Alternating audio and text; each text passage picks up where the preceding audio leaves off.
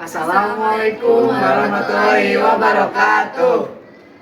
Kami di sini adalah pecahan kelompok yang keempat, akan menyampaikan materi peran Indonesia di dalam organisasi dalam mewujudkan perdamaian dunia.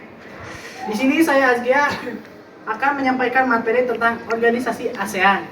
Saya Lala, saya di sini akan menyampaikan materi tentang organisasi kerjasama Islam. Saya Najwa akan menyampaikan organisasi kerjasama Islam. Saya Rinda akan menyampaikan materi tentang konferensi Asia Afrika. Saya Firman akan menyampaikan apa itu GNB.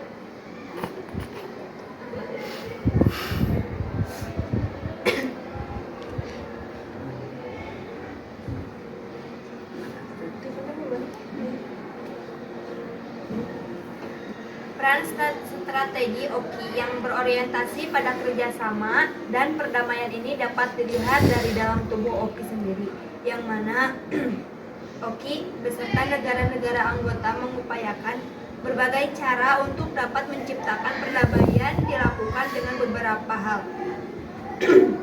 Seperti Organization of Islamic Cooperation atau Organisasi Kerjasama Islam, dahulu Organisasi Konferensi Islam, dibentuk pada 22 sampai 25 September 1969. Organisasi itu mewadahi negara-negara Islam atau negara dengan banyak penduduk muslim. Anggotanya ada 57 negara termasuk Indonesia.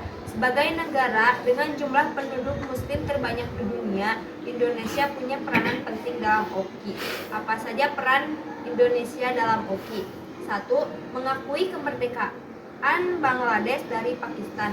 Setelah India memerdekakan diri pada 1947, Pakistan dan Bangladesh membentuk negara sendiri. Bangladesh tadinya bagian dari Pakistan yang dikenal sebagai Bengal Timur. Namun setelah 24 tahun, Bengal Timur memutuskan memerdekakan diri. Perang kemerdekaan Bangladesh pada 1971 berhasil melepaskan Bangladesh dari Pakistan. Indonesia menjadi negara OKI pertama yang mengakui kemerdekaan Bangladesh. 2. Membela Pakistan dalam konflik dengan India. Sejak kemerdekaan pada 1947, India selalu berkonflik dengan Pakistan. Keduanya memperebutkan Kashmir.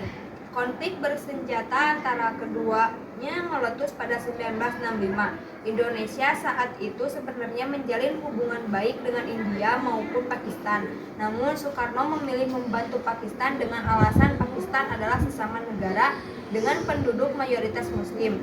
Soekarno menggibahkan beberapa pesawat tempur milik Angkatan Udara Republik Indonesia. Ia juga mengirimkan 2 kapal patroli bersenjata misil dan kapal selam untuk merebut kepulauan Andaman dan Nicobar yang dikuasai India. Beruntung kedua negara melakukan gencatan senjata sebelum perang lebih besar meletus. Pakistan dan India beberapa kali berkonflik semenjak itu. Hingga kini ketegangan pun masih ada di antara keduanya. Namun Indonesia memilih netral dan tak lagi membela salah satu. Menyelesaikan pertikaian Moro dengan pemerintah Filipina. Pada 1993, Indonesia mendapat mandat menjadi ketua OIC. Indonesia kemudian menjadi anggota Komite of Six atau Komite 6. Indonesia diminta memfasilitasi perundingan damai antara Moro National Liberation Front dengan pemerintah Filipina. Memperjuangkan kedaulatan Palestina. Misi OKI. Sejak awal berdiri, misi OKI adalah membantu kemerdekaan Palestina dari Zionis Israel. Tak hanya di OKI, Indonesia yang juga beberapa kali menjadi anggota tidak tetap Dewan Keamanan Perserikatan Bangsa-Bangsa juga dengan tegas membela kemerdekaan Palestina. Rakyat Indonesia juga rutin mengirimkan bantuan bagi Palestina. Mewujudkan perdamaian di Palestina. Indonesia diberi mandat oleh OKI. OKI turut mengancam pemindahan paksa 1,5 juta warga Palestina dari utara ke selatan Gaza, yang menurut Konvensi Jenewa keempat merupakan kejahatan perang. Dalam kesempatan terpisah, seperti dilansir sejumlah sumber, Kementerian Kesehatan Palestina di Gaza menyatakan sedikitnya 11.000 orang tewas, termasuk 4.000 anak-anak dan 2.000 wanita sampai Jumat 10/11/2023. Selain mengecam kekejian Israel di Gaza, para pemimpin OKI termasuk Presiden RI Joko Widodo juga mendesak Dewan Keamanan PBB untuk bertindak menghasilkan resolusi sehingga kekejaman dapat segera diakhiri, bantuan dapat masuk, dan pentingnya mematuhi hukum internasional. Hamas mengklaim serangan dengan nama Operasi Badai Al-Aqsa itu untuk mengakhiri pendudukan terakhir di bumi. Serangan itu juga disebut balasan atas tindakan provokatif Israel di situs suci Yerusalem dan terhadap warga Palestina yang ditahan. Mendukung reformasi OKI, peneliti Muhammad Fakhri Ghafur menyebut Indonesia mendukung reformasi OKI sebagai wadah untuk menjawab tantangan umat Islam memasuki abad ke-21. Pada penyelenggaraan KTT OKI ke-14 di Dakar, Senegal, Indonesia mendukung pelaksanaan OIC's 10-Year Plan of Action.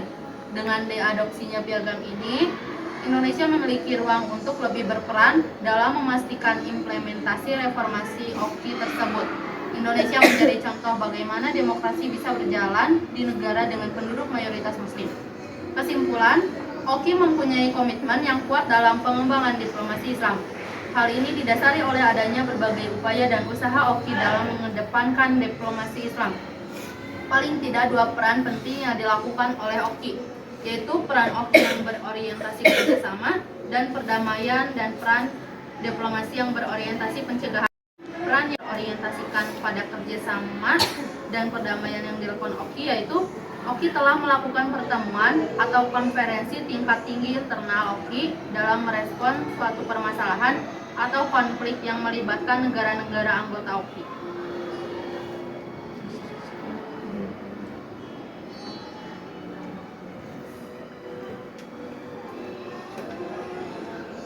Izin bertanya, bagaimana peran aktif Indonesia pada OKI?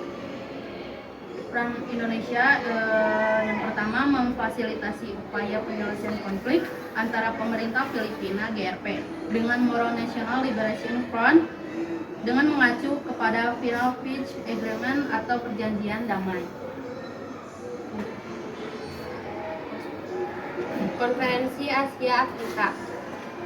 Konferensi tingkat tinggi Asia Afrika adalah sebuah konferensi antara negara-negara Asia dan Afrika yang kebanyakan baru saja memperoleh kemerdekaan.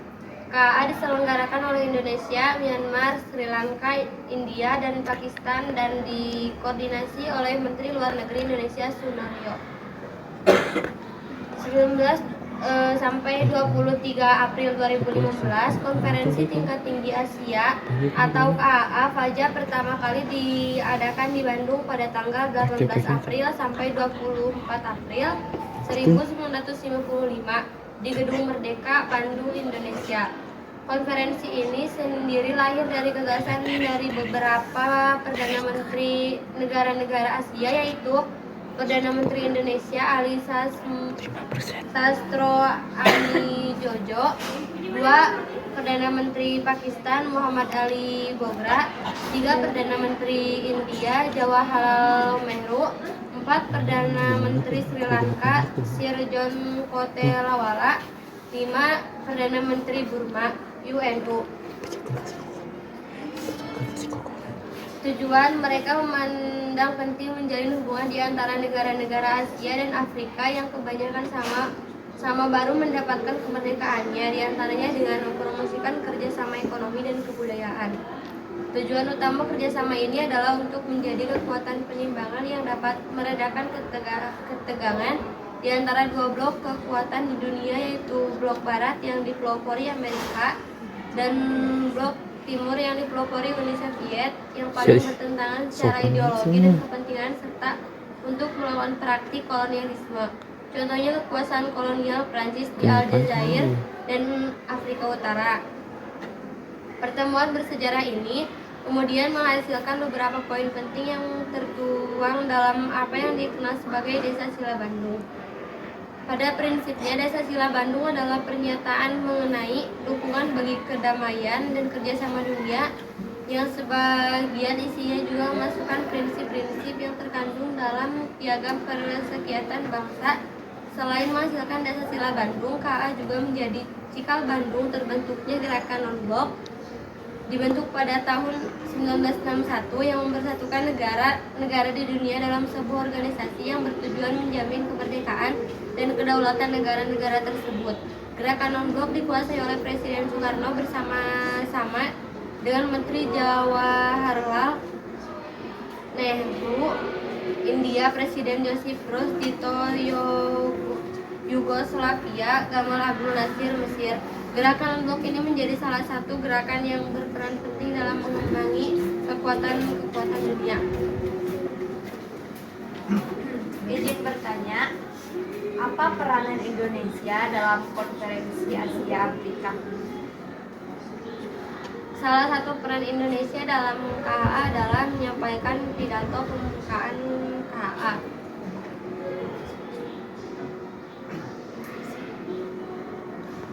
ASEAN adalah organisasi yang bertujuan untuk mensejahterakan dan memajukan negara-negara di Asia Tenggara. Didirikan pada 8 Agustus 1967 oleh 5 negara pendiri, termasuk Indonesia. ASEAN memiliki tujuan utama seperti mempercepat pertumbuhan ekonomi, meningkatkan perdamaian dan stabilitas, serta meningkatkan kerjasama di berbagai bidang. Peran Indonesia di dalam ASEAN sangat penting, termasuk dalam merintis konsep keamanan melalui ASEAN Security Community, menjadi salah satu pendiri penyelenggara KTT pertama dengan menciptakan perdamaian.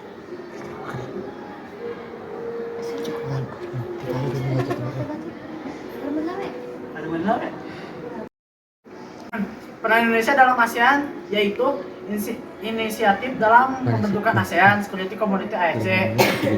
Indonesia di sana menjadi untuk keamanan di ASEAN. Lalu kedua, keterlibatan dalam misi perdamaian PBB. Lalu ketiga, keterlibatan dalam dialog diplomasi regional. Dengan kontribusi tersebut, Indonesia berperan penting dalam upaya ASEAN dan masyarakat internasional untuk mewujudkan perdamaian di dunia.